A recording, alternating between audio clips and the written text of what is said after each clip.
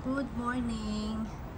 Tingnan nyo guys, ganito na ang weather dito. Halos, kung nakita nyo kanina yung live ko, nakikita pa yung lake side. Ngayon halos zero visibility na. Ayan, lalo na sa highway. Ngayon ay mag-iit na dito ng umaga. Yung mga building dyan sa katabi hindi na makita. Nakikita na lang itong building na malapit yung katapat namin.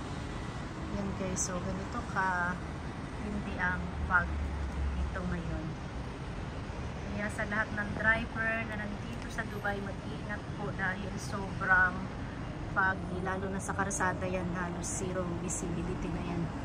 O halos wala nang makita. Ayun. Pero dito ay mag-iit na ng umaga.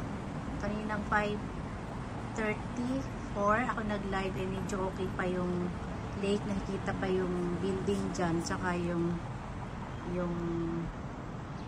pathway sa lakeside. Ngayon talagang wala na, oh.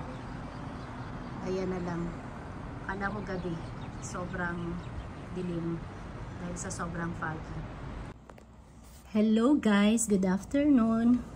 Ito na at update ko kayo sa weather as of 1:29 PM.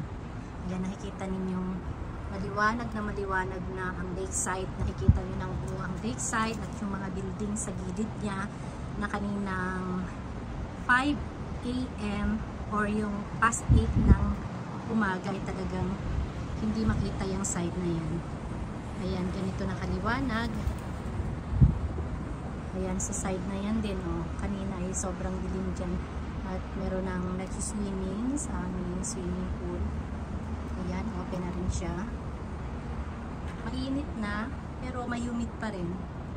Yan, ang laki ng pagkakaiba ng weather kanina. Ganito na guys, dito paiba-iba na yung weather. Nag-change na ng weather dahil malapit na matapos yung summer.